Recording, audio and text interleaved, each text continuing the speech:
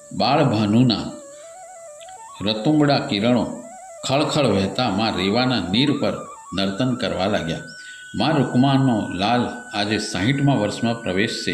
માં રૂકમાના આનંદથી ઉછળતા હૃદયનો કોઈ ખૂણો સહેજ ભાવે એમ ધબકી જતો. અરે, મારા બાબુડિયાએ કેટલું મોટું કદ કાઢ્યું! ત્યાં તો બીજો ખૂણો તરત ધબકતો, હે વિઠ્ઠલા, મારા બાબુનું રક્ષણ કરજે. આજે હતી કૃત યુગાદી તિથિ, સતયુગનો પ્રારંભ દિવસ. સવાર પડતા જ ભક્તો પૂજ્યશ્રી પાસે આવી ગયા. 60મી જયંતી એટલે 60 એટમ બોમ્બના ધડાકા થયા. બ્રાહ્મણોએ વેદઘોષ કર્યો અને સવારની ઉષા પ્રાર્થના પૂજ્યશ્રી સમક્ષ કરી. કુટીરની નજીકમાં 125 મણ જુવારનો ઢગલો ખડક્યો હતો. પૂજન વિધિ પતી ગયા પછી મોદી કાકાએ પૂજ્યશ્રીને વિનંતી કરી, બાપજી, આ જુવાર ગરીબોને વહેંચવાની છે, આપ આવો. નારેશ્વરની આજુબાજુના ગામોમાંથી ગરીબ નિરાધાર લોકો સ્થાનમાં ભેગા થયા હતા. મોદી કાકાએ તાંસણા ભરીને પૂજ્યશ્રીને આપ્યા. પૂજ્યશ્રીએ ગરીબોને દાણા વેચ્યા. આજુબાજુના ગામોમાંથી રબારીઓ ગાયોનું ધણ પણ લઈને આવ્યા હતા. સ્થાનમાં એક બાજુએ પડેલા ઘાસના પૂડા પૂજ્યશ્રીએ ગાયોને પીરસ્યા. ગાયોની પૂજા કરી. બરાબર 11 વાગે પૂજ્યશ્રી મંડપમાં આવી મંચ પર આવ્યા. માથે અલ્ફી ટોપી અને માત્ર કૌપિન પહેરીને પૂજ્યશ્રી આવ્યા. અલ્ફી ટોપી સુરતના બલ્લુભાઈએ ટાંકે ટાંકે દત્ત નામ લખીને ખૂબ ચીવટપૂર્વક બનાવી હતી. પૂજ્યશ્રીએ મંચ પર આવી ટોપી ઉતારી બાજુએ મૂકી. પૂજ્યશ્રીના આવ્યા પછી દત્તબાવની થઈ. ત્યાર પછી પૂજ્યશ્રીને ફૂલોની ચાદર ઓઢાડી અને ફૂલોનો સુંદર મુગટ પહેરાવ્યો.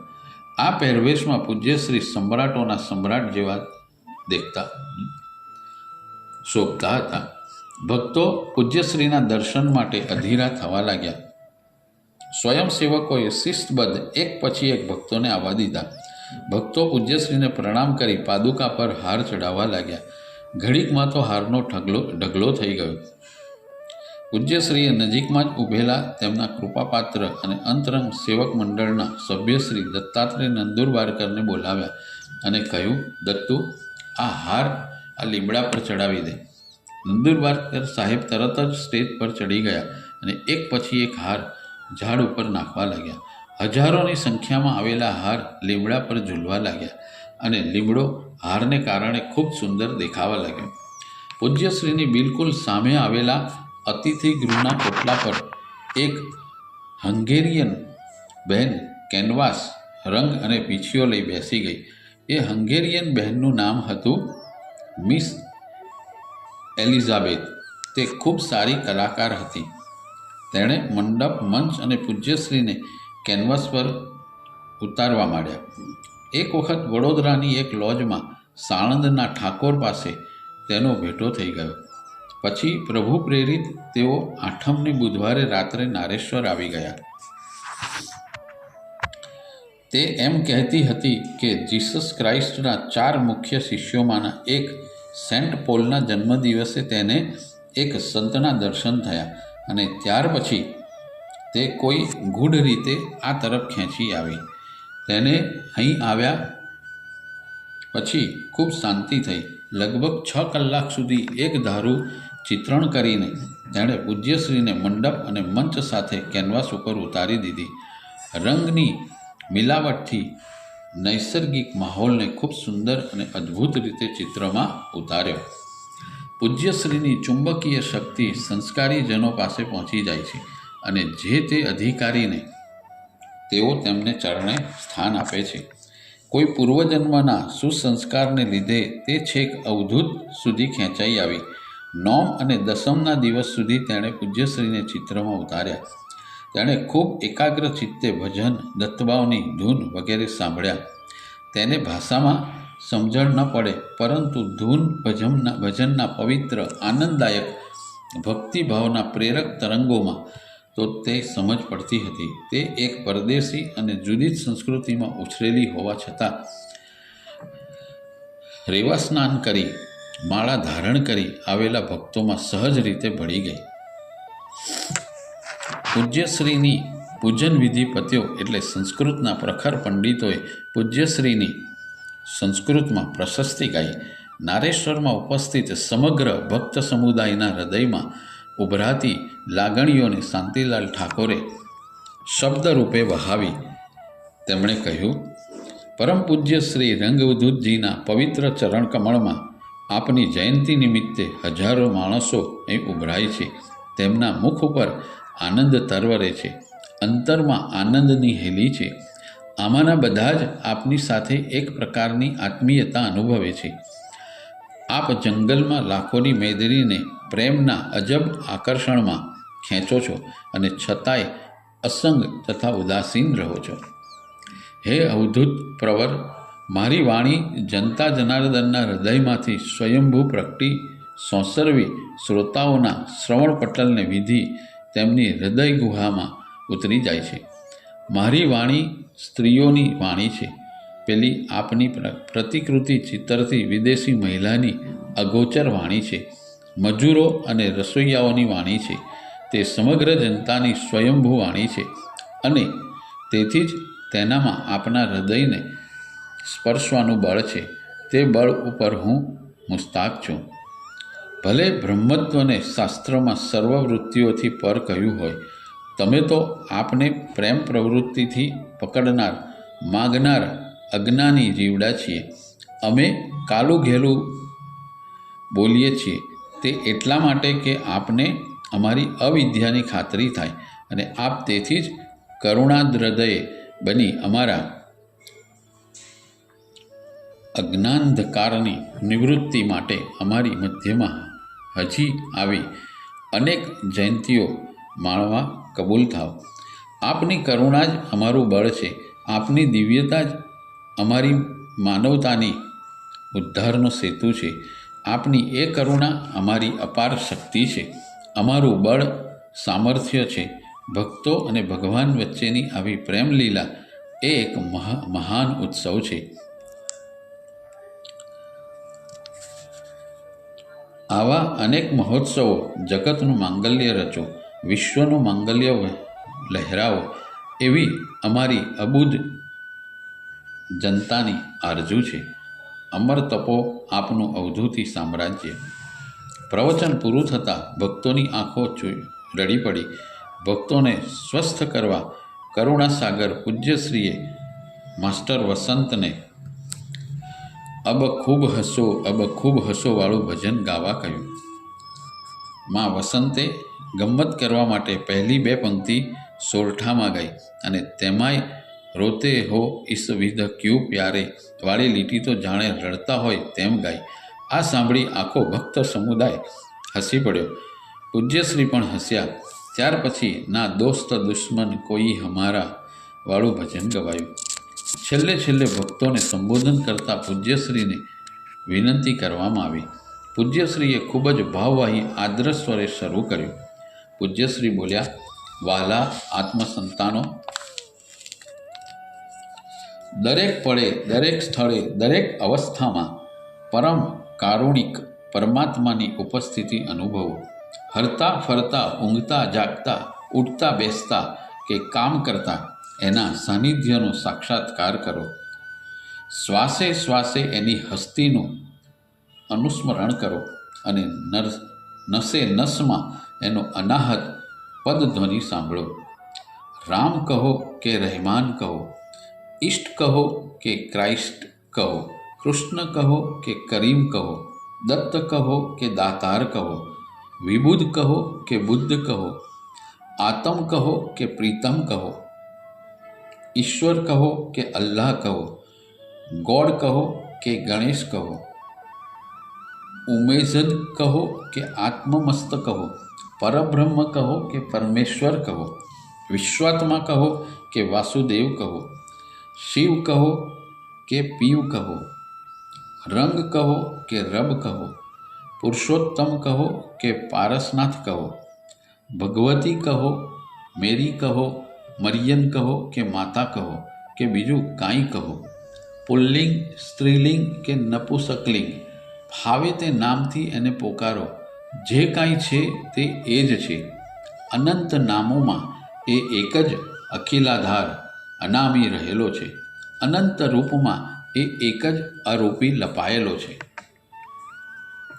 પર્વતોમાં એનું સ્થાણોત્વ નિહાળો, નદીઓમાં એની દયાદ્રતા અનુભવો, સૂર્ય તારા નક્ષત્રોમાં એના ક્ષણે ક્ષણ નવીનતા ભર્યા સૌંદર્યની ઝાંખી કરો. પ્રાણી માત્રમાં એ હરતા ફરતા સત્યમ શિવમ સુંદરમને પીછાણો.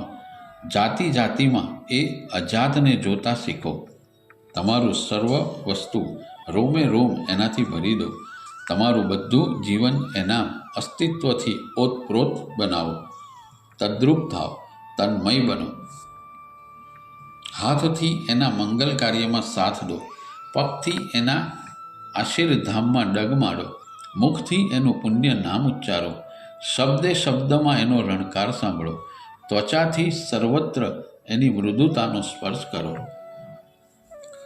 એક શબ્દ એવો ના ઉચ્ચારો જેથી એના વિશ્વ સંગીતમાં ક્ષોભ ઉત્પન્ન થાય. એક કદમ એવું ન ઉઠાવો, એક કર્મ પણ એવું ન કરો કે એની સમક્ષ ન કરી શકો. એક વિચાર પણ એવો ના ઉઠાવવા દો, એક શ્વાસ પણ એવો ના લો જેથી એની વિશ્વ શાંતિમાં તલપૂર પણ વિક્ષેપ ઊભો થાય. અહમનો અંચળો ફેંકી દઈ એક નિર્દોષ, નિરપેક્ષ, નગ્ન બાળકની માફક નિર્ધમ દિગંબર ડીમની જેમ એની સમક્ષ ઊભા રહો. માગણની માફક હરગીઝ નહીં. આ આપ તે આપની વૃત્તિથી કદી નહીં. નશ્વર જગતમાં એ નાટકી નટવરની રમતનું રમકડું થઈને રહો ને જુઓ સી મજા આવે છે. એના પગનો ફૂટબોલ થઈને ઉછળો ને જુઓ કે એના અનંત ઐશ્વર્ય આકાશમાં તમે કેવા ઉડી શકો છો. જગત કે જગદીશ કોઈની પાસે માગણની કશી કિંમત નથી. કદાચ બટકું મળે તો પણ તિરસ્કારથી, પરાયા બુદ્ધિથી. પણ નિર્દોષ બાળકને જોતાં જ દુશ્મનમાં પણ આત્મીય ભાવ પ્રગટ થાય છે. એક ખૂબ યાદ રાખો, વિશ્વ બાપની અનંત સમૃદ્ધિના વારસ હોવા છતાં કોઈ અશરણ અનાથની માફક ભિખારી વેળા શે આચરો છો. ઉઠો, જાગો અને તમારા સ્વયંભૂ હકની જાણ સાથે એ અનાદિ હકની વિશ્વભર પરમાત્માની અનંત ઐશ્વર્યભરી છાયામાં વિનમ્ર થઈ બાળભાવે બાંગ પુકારો ને એનો અખંડ યાદમાં નિર્ભય નચિંત થઈ મસ્ત વિચરો ને તમારી જન્મજાત બાદશાહતનો ઉપભોગ લો. સર્વ વૈર વિનિર્મુક્તા પરસ્પર હિતૈષિણિ સ્વસ્થા શાંતા સમૃદ્ધાશ્ચ સર્વ સંત્વકૃતો ભય. ઓમ શાંતિ શાંતિ શાંતિ. બધા ભક્તો ચિત્રવત સ્તબ્ધ બની પૂજ્યશ્રીની અવધૂતી વાણી પી રહ્યા. તેમના અંતઃકરણમાં આત્મીયતાની રેલ આવી. ભક્તો એવા તો તલ્લીન થઈ ગયા કે ક્યારેય પૂજ્યશ્રીએ સમાપન કર્યું તેનો ખ્યાલ સુદ્ધા ના રહ્યો. પૂજ્યશ્રીના એકે એક શબ્દમાં ઓજસ, આત્મશ્રદ્ધાનો રણકો, માધુર્ય અને સ્વની ખુમારી લહેરાતી હતી. બ્રાહ્મણોને યોગ્યતા પ્રમાણે દક્ષિણા અને વસ્ત્ર અર્પણ થયા. શાહોના શાહને શોભે તેમ અવધૂતે બધાને આપ્યું. સમારંભના અંતે નદીના ભાઠાની પેલે પાર આતશબાજીનો કાર્યક્રમ રાખ્યો હતો. આનંદને હિલોળે ચઢેલો માનવ મહેરામણ મહાપ્રસાદ માટે આવ્યો. મોટા મોટા 2 ખેતરોમાં મહાપ્રસાદની વ્યવસ્થા ગોઠવાઈ હતી. સાંજે 7:30 વાગે જમણવાર ચાલુ થયો. જ્યારે છેલ્લી પંગત ઉઠી ત્યારે સવારના 4 વાગ્યા હતા. 1.5 લાખ પતરાળા મંગાવ્યા હતા. તેમાંથી માત્ર 20,000 પતરાળા બચ્યા હતા. ડભોઈના એક તબીબે કહ્યું, આ ષષ્ઠી પ્રવેશ મહોત્સવ અલૌકિક અને દિવ્ય હતો. તેમાં અનુપમ દ્રશ્યો, શિસ્ત, સંયમ, વ્યવસ્થા, સ્વચ્છતા, ધર્મકર્મ, ઉતારો, સત્કાર, વિનય, ભોજન બધું જ સર્વોત્કૃષ્ટ હતું. આ મહોત્સવ જેણે ના જોયો, ના માણ્યો, ના જાણ્યો તેની જિંદગી એળે ગઈ. મૂળ વલસાડના અને નવસારીમાં વસતા વકીલ જોઈમતરામ નરભેરામ અવધર્યુ અને અવધૂતિ પ્રકાશન સમિતિના મંત્રી રામજીભાઈ નાયકે અવધૂતિ મસ્તી નામનું પુસ્તક કારતક સુદ 9મીને દિવસે પ્રસિદ્ધ કર્યું. લગભગ 1000 પાનાનો આ ગ્રંથ 3 ખંડમાં છપાયો. આ ગ્રંથમાં પૂજ્યશ્રીના 60 જેટલા ભજનો સ્તુતિઓ લઈ તેની ઉપર સુંદર વિવેચન કરેલું છે. કારતક સુદ 10મને દિવસે સત્ય દત્ત કથા રાખી. ન ભૂતો ન ભવિષ્યથી જેવો આ રંગ જયંતિ મહોત્સવ ભક્તોએ મનભેર ઉજવ્યો. પૂજ્ય ગોવિંદલાલ ઉપાધ્યાય કે જેમણે રંગલીલામૃતની રચના કરી છે તેમાં એક સુંદર દોહરો પ્રયોજ્યો છે. વર્ણન એનું શું કરો થાય કલમ લાચાર, શું લખો શું ના લખો થાય ક્ષુબ્ધ વિચાર. કેટલી સચોટ વાણીમાં રંગ જયંતિની ભવ્યતાને પૂજ્ય ગોવિંદ દાદાએ એક નાના સરખા દોહરામાં ઉતારી દીધી છે. એ રંગ જયંતિનો આનંદ, ઉલ્લાસ, પવિત્રતા, ભવ્યતા વગેરે વર્ણાતીત છે. એ માત્ર અનુભવ ગમ્ય જ છે અને તે ઉત્સવની અંતર્ગત આધ્યાત્મિક ઊંચાઈઓ માત્ર અનુભૂતિનો વિષય છે. અવધૂત ચિંતન શ્રી ગુરુદેવ દત્ત શ્રીપાદરાજમ શરણમ પ્રપદ્યે. ગુરુદેવ દત્ત ગુરુદેવ દત્ત ગુરુદેવ દત્ત ગુરુદેવ દત્ત ગુરુદેવ દત્ત ગુરુદેવ દત્ત ગુરુદેવ દત્ત ગુરુદેવ દત્ત ગુરુદેવ દત્ત ગુરુદેવ દત્ત ગુરુદેવ દત્ત ગુરુદેવ. તાલી પાડો તાલી. ગુરુદેવ દત્ત ગુરુદેવ દત્ત ગુરુદેવ દત્ત ગુરુદેવ દત્ત ગુરુદેવ દત્ત ગુરુદેવ દત્ત ગુરુદેવ દત્ત ગુરુદેવ દત્ત ગુરુ